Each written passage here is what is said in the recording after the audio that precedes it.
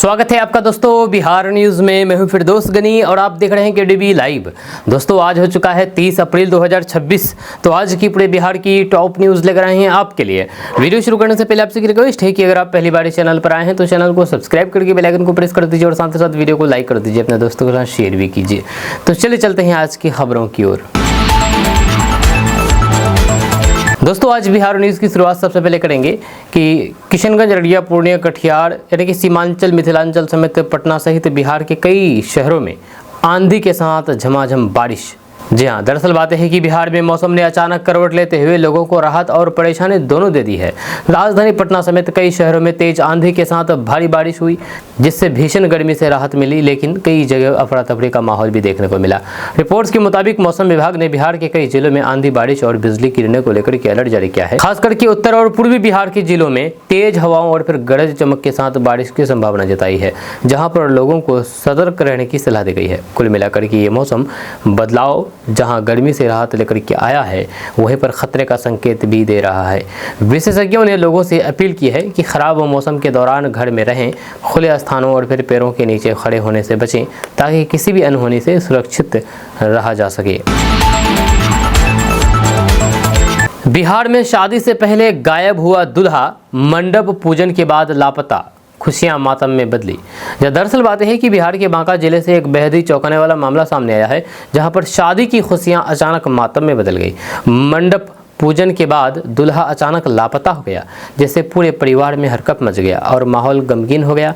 Reports के मुताबिक शंभूगंज थाना क्षेत्र के गांव में दूल्हा राजेश कुमार की शादी तय थी और सभी तैयारियां पूरी हो चुकी थी, लेकिन उसी शाम वह अचानक कहीं चला गया और फिर वापस नहीं लौटा।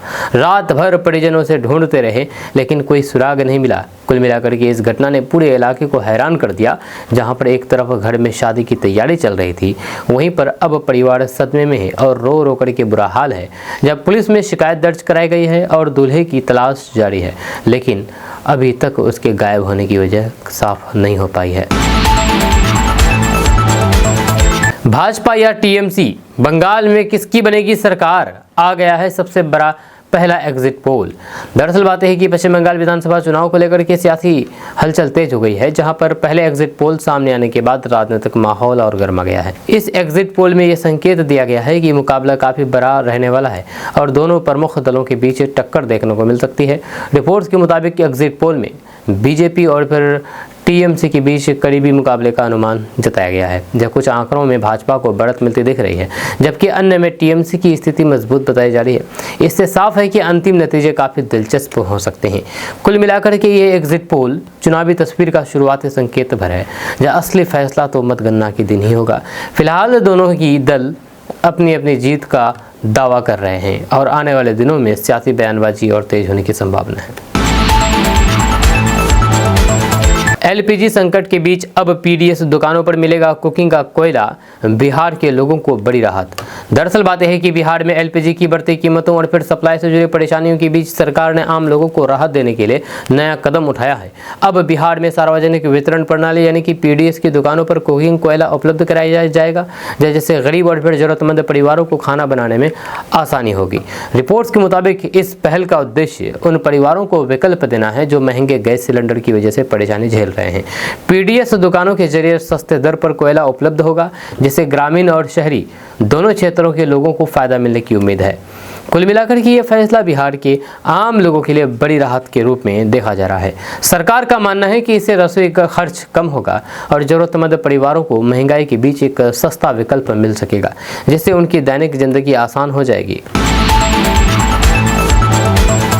तालाब में फेंका जाल, फंसी 4 आंख वाली अनोखी मछली, मछुआरे भी हुए हैरान। दरअसल बात है कि एक बेहद ही हैरान कर देने वाला मामला सामने आया है, जहां पर तालाब में जाल डालने के दौरान मछुआरों को एक अनोखी मछली मिली है, जिसे देख करके सभी दंग रह गए। बताया जा रहा है कि इस मछली की बनावट कुछ अलग है, जिसके कारण इसे 4 आंख वाली मछली कहा जा रहा है। रिपोर्ट्स के मुताबिक जैसे ही मछली पकड़ी गई, उसे देखने के लिए आसपास के लोगों की भीड़ जुट गई। मछुआरों का कहना है कि उन्होंने पहले भी कभी ऐसा मछली नहीं देखी थी, इसीलिए ये उनके लिए भी एक अनोखा अनुभव रहा है। इस मछली की तस्वीरें सोशल मीडिया पर तेजी से वायरल हो रही है।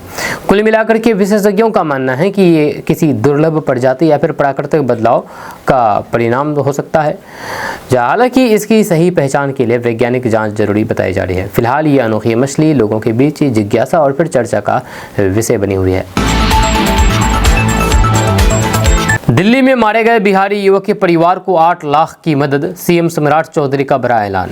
दरअसल बात यह है कि दिल्ली में बिहारी युवक की हत्या के मामले के बाद अब सरकार की ओर से बड़ा कदम उठाया गया है। सीएम सम्राट चौधरी ने पीड़ित परिवार के लिए आर्थिक सहायता का ऐलान किया है, जिससे परिवार को इस कठिन समय में कुछ राहत मिल सके। रिपोर्ट्स के मुताबिक मुख्यमंत्री सम्राट चौधरी ने मृतक के परिजनों को 8 लाख रुपए की सहायता राशि देने की घोषणा की है। इसके साथ ही घटनाओं को लेकर के चिंता जताते हुए दोषियों के खिलाफ सख्त कार्रवाई की मांग की गई है, ताकि भविष्य में ऐसी घटनाएं ना हो। कुल मिलाकर के ये फैसला सरकार की संवेदनशीलता को दर्शाता है, जहां पर पीड़ित परिवार को आर्थिक सहारा देने की कोशिश की गई है। वहीं पर दूसरी ओर इस घटना को लेकर के सियासी बयानबाजी भी तेज हो गई है और कानून व्यवस्था पर सवाल उठने लगे हैं। 15 से 20 दिन पहले उतरा लाल पानी, खगड़िया में नदी किनारे के लोगों को बाढ़ की चेतावनी। दरअसल बात यह है कि बिहार में एक बार फिर से बाढ़ को लेकर की चिंता बढ़ती नजर आ रही है, जहां नदियों के बदलते रंग और जलस्तर ने लोगों को अलर्ट कर दिया है। खास करके खगड़िया और फिर आसपास के इलाकों में रहने वाले लोगों के बीच डर का माहौल बन गया है, क्योंकि इस बार नदियों का व्यवहार सामान्य से अलग देखा जा रहा है। रिपोर्ट्स के मुताबिक कोसी रिवर और फिर बागमती रिवर में इस बार करीब 15 से 20 दिन पहले ही लाल पानी उतर आया है। स्थानीय लोगों का मानना है कि जब भी नदियों में इस तरीके का लाल रंग दिखाई देता है तो फिर वह अक्सर आने वाली बाढ़ का संकेत देता है। माना जा रहा है कि ये पानी पहाड़ी इलाकों से मिट्टी और फिर गाद लेकर के आता है, जिससे इसका रंग बदल जाता है और जलस्तर भी तेजी से बढ़ जाता है। जब प्रशासन भी इस संकेत को गंभीरता से लेते हुए अलर्ट मोड में आ गया है। नदी किनारे के गांव में निगरानी बढ़ा दी गई है और फिर लोगों को सतर्क रहने की सलाह दी जा रही है। बाढ़ नियंत्रण विभाग की टीमें लगातार जलस्तर पर नजर बनाए हुए हैं, ताकि किसी भी स्थिति में समय रहते कार्रवाई की जा सके और अनुशासन को नुकसान को कम किया जा सके। कुल मिलाकर की ये स्थिति आने वाले दिनों में बाढ़ के खतरे को दिखाती है। शादीशुदा टीचर पर चढ़ा इश्क का बुखार, अपनी छात्रा को लेकर के हुए फरार, पत्नी को सता रहा डर। दरअसल बात यह है कि बिहार से एक सनसनीखेज मामला सामने आया है, जिसने शिक्षा व्यवस्था और सामाजिक मूल्यों दोनों पर सवाल खड़े कर दिए हैं। एक शादीशुदा शिक्षक पर अपने ही छात्रा को लेकर के फरार होने का आरोप लगाया है, जिसके बाद इलाके में हरकत मच गया है और ये मामला चर्चा का विषय बन गया है। रिपोर्ट्स के मुताबिक शिक्षक अपनी छात्रा के साथ अचानक लापता हो गया, जिसके बाद परिजनों ने थाने में शिकायत दर्ज कराई है। जहां घटना के बाद शिक्षक की पत्नी भी काफी परेशान है और उसने अपने पति की सुरक्षा को लेकर की चिंता जताई है। वहीं पर पुलिस अपने मामले की गंभीरता को देखते हुए दोनों की तलाश में जुट गई है और हर एंगल से जांच की जा रही है। मामले के बारे में अगर बात किया जाए तो मामला बिहार के दरभंगा जिला का है और शिक्षक यूपी के रहने वाले हैं और दरभंगा में आकर के पढ़ाई कर रहा बच्चों को पढ़ाते थे, लेकिन पढ़ाई के दौरान ही बीवी रहते हुए छात्रा से अवैध संबंध बनाए और उसको लेकर के फरार हो गए। कुल मिलाकर के ये मामला समाज में शिक्षक छात्र संबंधों की मर्यादा और सुरक्षा को लेकर के गंभीर चिंता पैदा करता है।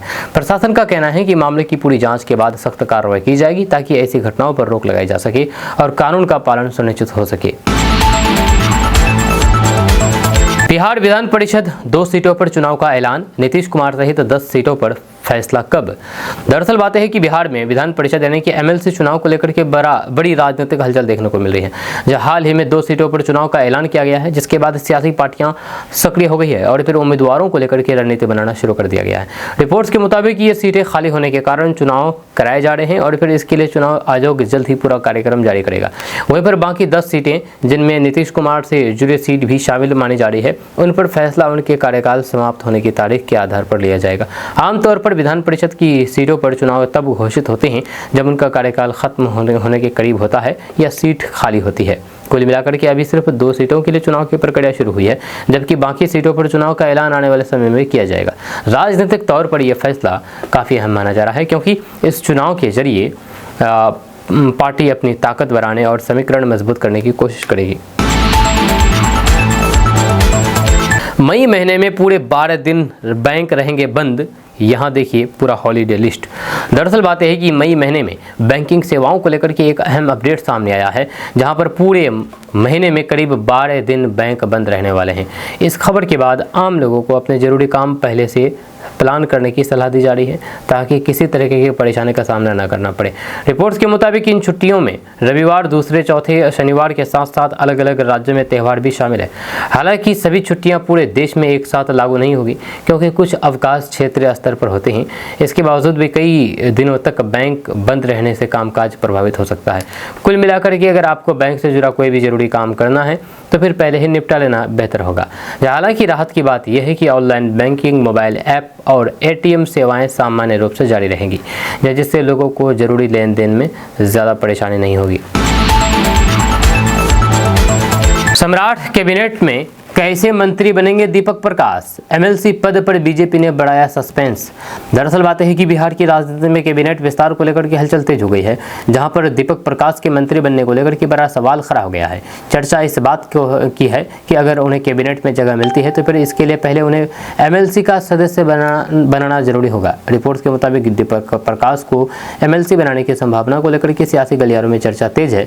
बताया जा रहा है कि खाली सीट पर होने वाले उपचुनाव के जरिए उन्हें विधान परिषद भेजा जा सकता है, जिससे उनका मंत्री बनना आसान हो जाएगा।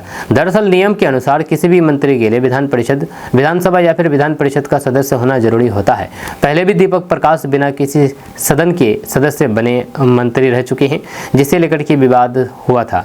ऐसे में इस बार पार्टी पहले उन्हें एमएलसी बना करके फिर कैबिनेट में शामिल करने की रणनीति पर काम कर सकती है। कुल मिलाकर के ये मामला पूरी तरह सियासी रणनीति और फिर समीकरणों से जुड़ा हुआ है। अभी तक कोई भी आधिकारिक घोषणा नहीं हुई है, लेकिन कैबिनेट विस्तार और एमएलसी चुनाव को लेकर के बढ़ता सस्पेंस ये दिखाता है कि आने वाले दिनों में बिहार की राजनीति में बड़ा फेरबदल देखने को मिल सकता है।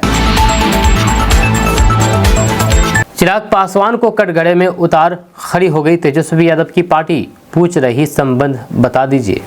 दरअसल बात यह है कि बिहार की राजनीति में एक बार फिर से बयानबाजी तेज हो गई है, जहां पर चिराग पासवान को लेकर के तेजस्वी यादव की पार्टी ने सवाल खड़े कर दिए हैं। इस मुद्दे ने सियासी माहौल को गर्मा दिया है और दोनों पक्षों के बीच तीखी प्रतिक्रिया देखने को मिल रही है। रिपोर्ट्स के मुताबिक आरजेडी की ओर से चिराग पासवान के कुछ रिश्तों और फिर राजनीतिक रुख को लेकर के सवाल उठाए गए हैं, जब विपक्ष का कहना है कि चिराग पासवान को अपने संबंधों और फिर स्टैंड को साफ करना चाहिए, क्योंकि उनके बयान और राजनीतिक स्थिति में विरोधाभास नजर आता है। इससे पहले भी दोनों नेताओं के बीच कई मुद्दों पर आरोप प्रत्यारोप होते रहे हैं। वहीं पर दूसरी तरफ चिराग पासवान लगातार विपक्ष पर हमला बोलते रहे हैं और सरकार के पक्ष में अपनी बात रखते रहे हैं। हाल के दिनों में भी उन्होंने कई मुद्दों पर तेजस्वी यादव को घेरा है, जिससे दोनों के बीच सियासी टकराव और बढ़ता दिख रहा है। कटिहार में स्कूल से जुड़ा मामला, टीसी के नाम पर छात्रा से दावत करने का आरोप, ग्रामीणों का हंगामा। दरअसल बात है कि बिहार के कटिहार जिला से शिक्षा व्यवस्था को झकझोर देने वाला मामला सामने आया है, जहां पर एक छात्रा से ट्रांसफर सर्टिफिकेट यानी कि टीसी देने के नाम पर दावत कराने का आरोप लगा है। इस घटना के सामने आते ही गांव में आक्रोश फैल गया और बड़ी संख्या में ग्रामीण स्कूल पहुंच करके विरोध प्रदर्शन करने लगे। रिपोर्ट्स के मुताबिक आजमनगर प्रखंड के एक स्कूल में 8वीं पास छात्रा से टीसी देने के बदले मटन, मछली और फिर पुलाव जैसी दावतें कराने की बात सामने आई है। छात्रा ने भी आरोप लगाया है कि उस पर दबाव बनाकर के ये सब करवाया गया है, जिसके बाद ग्रामीणों का गुस्सा भड़क उठा और स्कूल परिसर में जमकर के हंगामा हुआ। कुल मिलाकर के ये मामला शिक्षा व्यवस्था में गंभीर सवाल खड़े करता है। हालांकि स्कूल प्रशासन ने इन आरोपों को खारिज किया है, लेकिन प्रशासन ने जांच शुरू कर दी है और फिर कहा है कि अगर आरोप सही पाए जाते हैं तो फिर दोषियों के खिलाफ सख्त कार्रवाई की जाएगी। अब सभी की नज़र जांच रिपोर्ट पर टिकी है कि जांच रिपोर्ट क्या आता है। चौकीदार का बेटा निकला रंगबाज, पिता की वर्दी पहनकर ड्यूटी की फिर बनाए रील, एफआईआर हुई दर्ज। दरअसल बात है कि बिहार के वैशाली जिले से एक अजीब और चौंकाने वाला मामला सामने आया है, जहां पर एक चौकीदार का बेटा अपने पिता की वर्दी पहन करके खुद ही ड्यूटी करने लगा। इस घटना के सामने आने के बाद पुलिस महकमे में हरकंप मच गया और मामला चर्चा का विषय बन गया। रिपोर्ट्स के मुताबिक युवक न सिर्फ वर्दी पहन करके घूमता था, बल्कि कई बार अपने पिता की जगह ड्यूटी भी करता था। इसके अलावा उसने खाकी वर्दी में भोजपुरी गानों पर रील बना करके सोशल मीडिया पर पोस्ट किया, जो तेजी से वायरल हो गया है। इस वीडियो के सामने आने के बाद पुलिस की कार्यप्रणाली पर भी सवाल उठने लगे हैं। कुल मिलाकर के मामले को गंभीरता से लेते हुए पुलिस ने युवक के खिलाफ एफआईआर दर्ज कर ली है और जांच शुरू कर दी गई है। अधिकारियों का कहना है कि वर्दी का इस तरह का दुरुपयोग कानूनन गलत है और इससे पुलिस की छवि पर भी असर पड़ता है, इसीलिए दोषी पर सख्त कार्रवाई की जाएगी। बेतिया राज्य की अवैध जमीन पर अब बिहार सरकार का होगा कब्जा, कैबिनेट ने नियमावली को दे दी हरी झंडी। दरअसल बात यह है कि बिहार सरकार ने ऐतिहासिक बेतिया राज्य की जमीन को लेकर के बड़ा फैसला लिया है, जहां पर नई नियमावली को मंजूरी देकर के अवैध कब्जे पर सख्ती की तैयारी शुरू कर दी है। इस फैसले के बाद राज्य भर में फैली हजारों एकड़ जमीन को सरकार अपने नियंत्रण में लेने की दिशा में आगे बढ़ चुकी है। रिपोर्ट्स के मुताबिक कैबिनेट द्वारा पास की गई नई नियमावली 2026 के तहत बेतिया राज्य की सभी चल और अचल संपत्तियों की पहचान की जाएगी और उनका रिकॉर्ड तैयार किया जाएगा। इसके बाद जिन जमीनों पर अवैध कब्जा पाया जाएगा उन्हें हटा करके सरकार कब्जा लेगी। बताया जा रहा है कि करीब 24,000 एकड़ से ज़्यादा जमीन इस दायरे में आती है, जो वर्षों से विवाद और कब्जे में रही है। इस नियम के तहत लोगों को आपत्ति दर्ज कराने का मौका भी दिया जाएगा। अगर कोई व्यक्ति तय समय में वैध दस्तावेज पेश नहीं कर पाता है तो फिर जिला प्रशासन उस जमीन पर सीधा कब्जा ले सकता है। वहीं पर 1986 से पहले के अवैध कब्जाधारियों को कुछ शर्तों के साथ राहत देने का भी प्रावधान रखा गया है, जबकि बाद के कब्जों पर सख्त कार्रवाई होगी। जब कुल मिलाकर के ये फैसला बिहार में जमीन से जुड़े लंबे समय से चले आ रहे विवादों को खत्म करने और सरकारी संपत्तियों का सही उपयोग सुनिश्चित करने की दिशा में बड़ा कदम माना जा रहा है। सरकार का लक्ष्य है कि इन जमीनों का इस्तेमाल विकास कार्यों जैसे कि अस्पताल, शिक्षा और फिर अन्य सार्वजनिक परियोजनाओं में किया जा सके। बिहार में 90,000 से अधिक लोगों की नेत्र जांच, 76,000 से अधिक को लगा चश्मा। जी हाँ, बिहार में स्वास्थ्य सेवाओं को मजबूत करने की दिशा में एक बड़ी पहल सामने आई है, जहां पर पूरे बिहार में चलाए गए विशेष अभियान के तहत हजारों लोगों को आंखों की जांच की गई फ्री में। इस अभियान का उद्देश्य ग्रामीण और फिर कमजोर वर्ग के लोगों तक बेहतर नेत्र चिकित्सा सेवाएं पहुंचाना रहा है।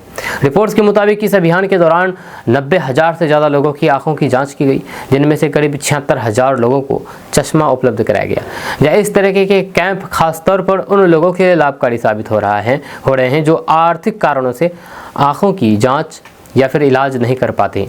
जब कुल मिलाकर की ये पहल बिहार में स्वास्थ्य जागरूकता और फिर नेत्र देखभाल को बढ़ावा देने की दिशा में बड़ा कदम मानी जा रही है। विशेषज्ञों का मानना है कि ऐसे अभियान से समय पर आंखों की समस्याओं की पहचान हो जाती है, जिससे आगे चलकर के गंभीर बीमारियों से बचाव संभव हो पाता है।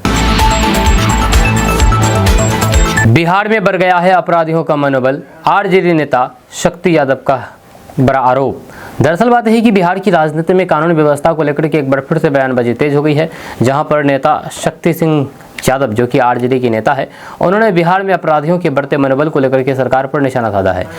इस बयान के बाद सियासी माहौल गर्मा गया है और फिर विपक्ष लगातार सरकार को घेरने में जुटा है। रिपोर्ट्स के मुताबिक विपक्ष का आरोप है कि बिहार में अपराध की घटनाएं बढ़ रही है और अपराधियों में डर कम होता जा रहा है। पहले भी ऐसे मामलों का जिक्र किया गया है, जहां पर हमले और हिंसा की घटनाओं को लेकर के सरकार की कानून व्यवस्था पर सवाल उठते गए हैं। वहीं पर दूसरी तरफ सरकार और सत्तापक्ष का दावा है कि अपराध पर नियंत्रण के लिए लगातार सख्त कदम उठाए जा रहे हैं। हाल ही के दिनों में पुलिस की कार्रवाई एनकाउंटर और सख्ती को जीरो टॉलरेंस नीति का हिस्सा बताया जा रहा है, जिससे अपराधियों में डर पैदा करने की कोशिश की जा रही है। बिहार में दलित आदिवासी अभ्यर्थियों का हॉस्टल ग्रांट दुगुना, SC/ST को सम्राट कैबिनेट का तोहफा। दरअसल बात है कि बिहार में दलित और आदिवासी विद्यार्थियों के लिए बड़ी राहत वाली खबर सामने आई है, जहां पर सम्राट चौधरी की कैबिनेट ने एक अहम फैसला लिया है। इस फैसले के तहत अब SC/ST छात्रों के लिए हॉस्टल ग्रांट को 2 गुना कर दिया गया है, जिससे उनकी पढ़ाई और फिर रहने की सुविधा बेहतर हो सकेगी। रिपोर्ट्स के मुताबिक सरकार का उद्देश्य आर्थिक रूप से कमजोर वर्ग के छात्रों को उच्च शिक्षा के लिए प्रोत्साहित करना है।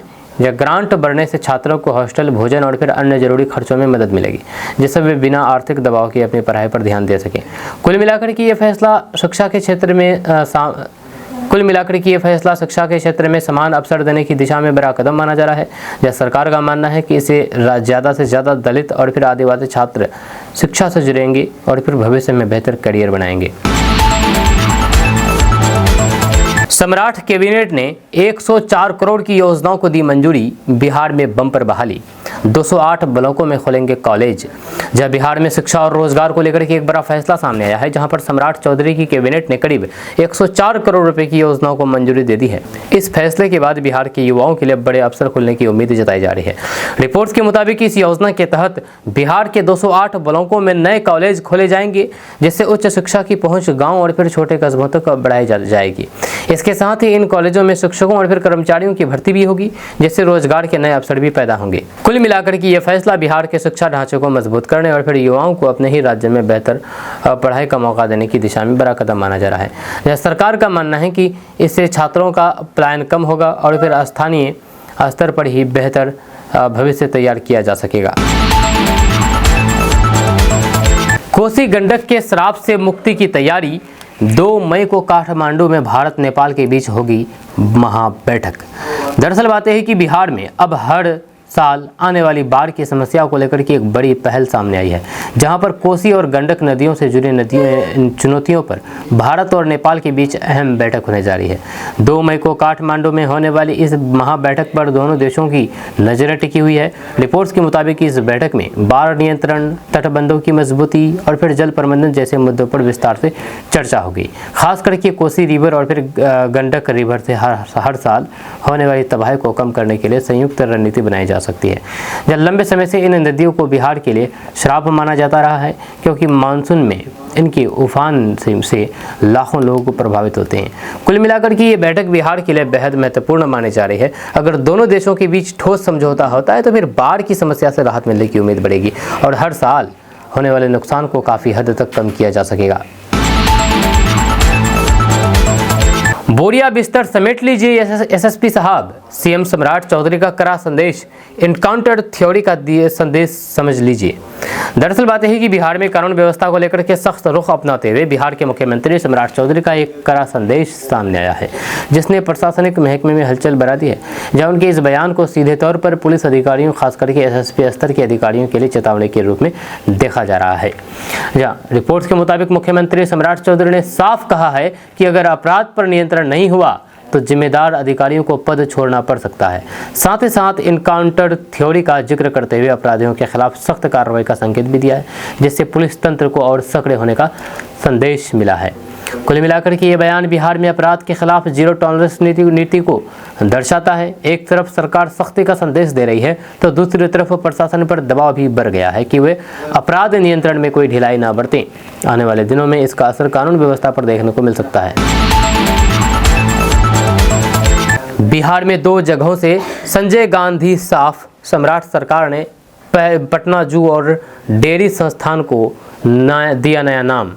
दरअसल बात है कि बिहार में नामकरण को लेकर एक बड़ा प्रशासनिक फैसला सामने आया है, जहां पर सम्राट चौधरी की सरकार ने 2 प्रमुख संस्थानों के नाम बदलने का निर्णय लिया है। जी आपको बता दूं कि संजय गांधी बायोलॉजिकल पार्क यानी कि पटना जू का नाम संजय गांधी पार्क हुआ करता था पहले। अगर आप पटना जू गए होंगे, पटना का चिड़ियाघर, तो वहाँ पर देखे होंगे कि उसका नाम संजय गांधी पार्क लिखा हुआ है, लेकिन अब इसका नाम चेंज कर दिया गया है। सिर्फ इसका नाम नहीं बल्कि डेयरी संस्थान से जुड़ी हुई संजय गांधी नाम को भी हटा करके नए नाम देने का फैसला किया गया है। सरकार का तर्क है कि संस्थानों को नई पहचान देने और स्थानीय संदर्भ के अनुसार नाम तय करने की दिशा में ये कदम उठाया गया है। कुल मिलाकर के ये फैसला राजनीतिक और फिर प्रशासनिक दोनों दृष्टि से महत्वपूर्ण माना जा रहा है। जहां पर एक तरफ सरकार इसे बदलाव और फिर नई सोच से जोड़ करके देख रही है, वहीं दूसरी तरफ विपक्ष मुद्दे पर सवाल उठा सकता है, जिससे आने वाले समय में इस पर बहस और तेज होने की संभावना है। बिहार में 10,000 दारोगा की बहाली का रास्ता साफ। सम्राट कैबिनेट मीटिंग में क्या क्या हुआ। दरअसल बात है कि बिहार में रोजगार को लेकर की बड़ी खबर सामने आई है, जहां पर सम्राट चौधरी की कैबिनेट बैठक में अहम फैसला लिए गए हैं। इस बैठक के बाद युवाओं के लिए पुलिस विभाग में बड़ी संख्या में नौकरियों के अवसर खोलने की उम्मीद जताई जा रही है। रिपोर्ट्स के मुताबिक बिहार में करीब 10,000 दारोगा यानी कि सब इंस्पेक्टर पदों पर बहाली का रास्ता साफ हो गया है। इसके साथ ही भर्ती प्रक्रिया को जल्द शुरू करने की तैयारी की जा रही है, ताकि कानून व्यवस्था को मजबूत किया जा सके और फिर पुलिस बल में खाली पदों को भरा जा सके। कुल मिलाकर के ये फैसला बिहार के युवाओं के लिए बड़ी राहत और फिर अवसर लेकर के आया है। एक तरफ इससे रोजगार के नए रास्ते खुलेंगे तो दूसरी तरफ बिहार की सुरक्षा व्यवस्था को भी मजबूती मिलेगी। अब सभी की नज़र भर्ती प्रक्रिया की आधिकारिक घोषणा पर टिकी है। बिहार में 11 ग्रीनफील्ड सैटेलाइट टाउनशिप की तैयारी तेज। लैंड पुलिंग से विकास और रोजगार के नए अवसर। दरअसल बात है कि बिहार में शहरी विकास को नई दिशा में देने के लिए 11 ग्रीनफील्ड सैटेलाइट टाउनशिप बसाने की तैयारी तेज हो गई है। इस योजना को बिहार के बड़े इंफ्रास्ट्रक्चर प्रोजेक्ट में शामिल किया जा रहा है, जिससे आने वाले समय में शहरों का दबाव कम करने और फिर नए विकसित क्षेत्र तैयार करने का लक्ष्य रखा गया है। रिपोर्ट्स के मुताबिक इस परियोजना में लैंड पुलिंग मॉडल अपनाया जाएगा, जिससे जमीन मालिक अपनी जमीन सरकार या फिर डेवलपमेंट अथॉरिटी को देंगे और बदले में उन्हें विकसित प्लॉट या फिर हिस्सेदारी मिलेगी। इससे जमीन की कीमत बढ़ने के साथ साथ लोगों को सीधा फायदा मिलने की उम्मीद है। साथ ही साथ इस योजना से निर्माण, व्यापार और सेवाओं क्षेत्रों में रोजगार के नए अवसर पैदा होंगे। बिहार में शिक्षा के लिए छात्रों का पलायन घटा, गुणवत्तापूर्ण पढ़ाई से बढ़ेंगे बड़े रोजगार के अवसर। विजय कुमार चौधरी। दरअसल बात यह है कि बिहार में शिक्षा के क्षेत्र में हो रहे सुधारों को लेकर के बड़ा दावा किया गया है, जहां पर विजय कुमार चौधरी ने कहा कि अब छात्रों का दूसरे राज्यों में पलायन कम हुआ है। उन्होंने बताया है कि बिहार में गुणवत्तापूर्ण शिक्षा की व्यवस्था बेहतर होने से छात्रों को यहीं बेहतर अवसर मिलने लगे हैं। रिपोर्ट्स के मुताबिक सरकार द्वारा कॉलेजों और फिर विश्वविद्यालयों में बुनियादी सुविधाओं को मजबूत किया गया है। साथ ही साथ नए कोर्स और फिर तकनीकी शिक्षा पर भी जोर दिया जा रहा है, जिससे छात्रों को अपने ही राज्य में बेहतर पढ़ाई और फिर स्किल डेवलपमेंट का मौका मिल रहा है, जिससे रोजगार के अवसर भी बढ़ रहे हैं। कुल मिलाकर के ये दावा बिहार के शिक्षा क्षेत्र में सुधार की दिशा में एक सकारात्मक संकेत माना जा रहा है। अगर ये प्रयास लगातार जारी रहते हैं तो फिर आने वाले समय में राज्य के युवाओं को बाहर जाने की जरूरत कम पड़ेगी और स्थानीय स्तर पर ही बेहतर भविष्य तैयार हो सकेगा। मां के फैसले से जज हो गए हैरान, बेटे के हत्यारे पिता को सजा दिलाने के लिए लड़ी 7 साल लंबी लड़ाई। दरअसल बात है कि एक मां के साहस और न्याय के प्रति उसकी अडिग लड़ाई की कहानी सामने आई है, जिसने सबको भावुक कर दिया है। अपने ही बेटे के हत्यारे पिता को सजा दिलाने के लिए इस मां ने करीब 7 साल तक लंबी कानूनी लड़ाई लड़ी है, जिसे सुनकर के अदालत भी हैरान रह गई। रिपोर्ट्स के मुताबिक इस मामले में मां ने तमाम सामाजिक दबाव और फिर कठिनाइयों के बावजूद भी हार नहीं मानी और लगातार न्याय की मांग करती रही है। उन्होंने हर स्तर पर कानूनी प्रक्रिया का पालन करते हुए सबूत पेश किए हैं, जिसके आधार पर आखिरकार कोर्ट ने आरोपी को दोषी ठहराया और सजा सुनाई है। कुल मिलाकर के ये घटना एक मां के हौसले और फिर न्याय के प्रति अपने दृढ़ संकल्प को दर्शाती है। ये कहानी समाज को ये संदेश देती है कि चाहे परिस्थितियां कितना भी कठिन क्यों ना हो, अगर इंसान डटा रहे तो फिर न्याय जरूर मिलता है। दोस्तों, क्या किशनगंज में भी अब एयरपोर्ट बनेगा? क्योंकि जो अब तक ट्रेन और बस पर टिका हुआ था, अब उड़ान भरने की तैयारी में है। किशनगंज खगरा स्थित किशनगंज एयरपोर्ट को लेकर के बड़ी खबर सामने आई है। रनवे को बढ़ा करके करीब 2 से 2.5 किलोमीटर करने का प्रस्ताव तैयार हो गया है। सोचिए, आज तक यहाँ सिर्फ VIP प्लेन उतरते थे, लेकिन आने वाले समय में आम लोग भी यहीं से फ्लाइट पकड़ सकेंगे।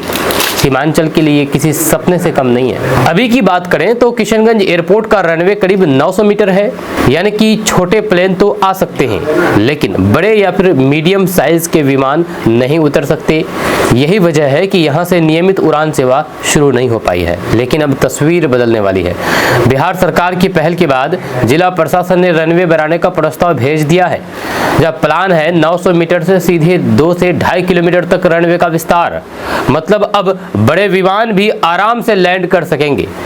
इसके लिए आसपास की जमीन का अधिग्रहण भी शुरू कर दिया जा रहा है। साथ ही एयरपोर्ट की 4 दीवारी की मरम्मत, टर्मिनल बिल्डिंग का विकास और आधुनिक ATC टावर बनाने की भी तैयारी चल रही है।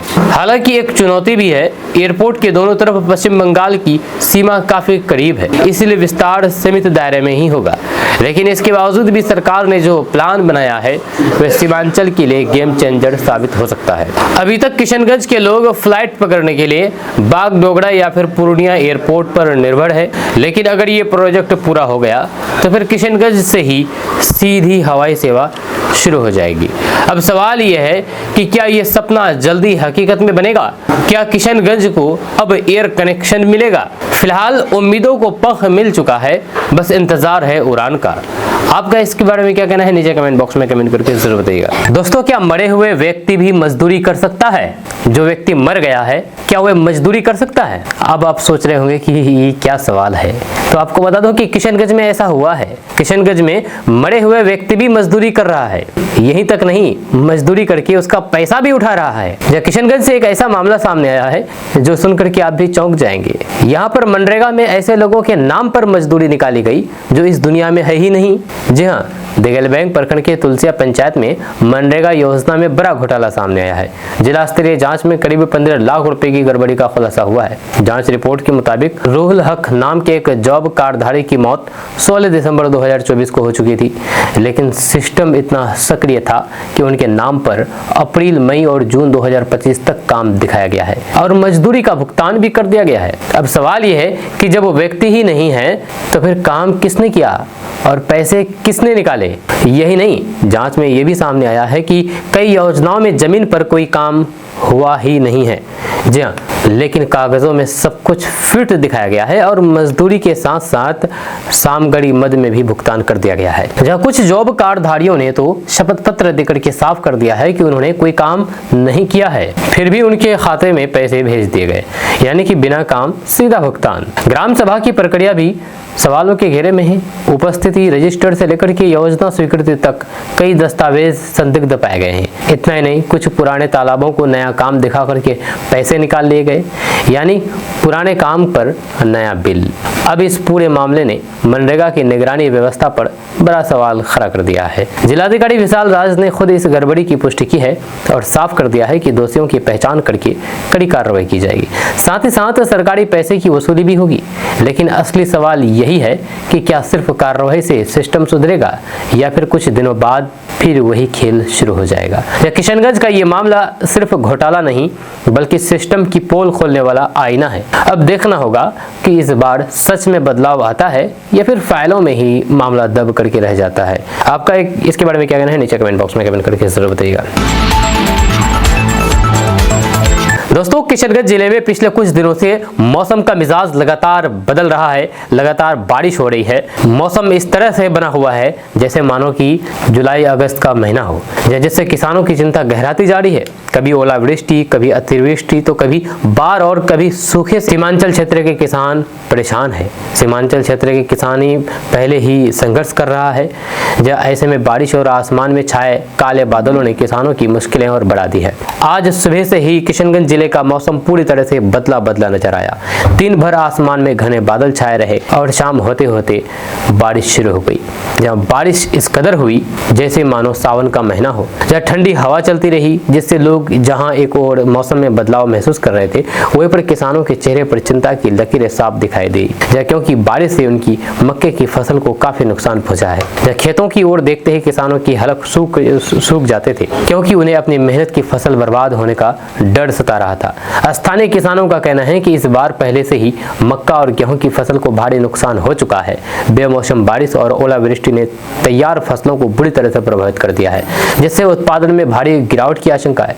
किसानों की मक्का की फसल पक गई है, कुछ किसान कटनी भी शुरू कर चुके हैं। अगर इसी तरह से आंधी बारिश और होती रहे तो फसल को नुकसान हो सकता है। या आज की बारिश ने भी फसल को काफी ज्यादा नुकसान पहुंचाया है। इधर भारत मौसम विज्ञान विभाग, बिहार कृषि विश्वविद्यालय सबोर्ड द्वारा जारी मौसम संबंधित पूर्वानुमान के अनुसार आज आंधी बारिश की संभावना जताई थी, जो बारिश हुई भी है। वहीं पर किसानों का कहना है कि सीमांचल क्षेत्र में खेती हमेशा जोखिम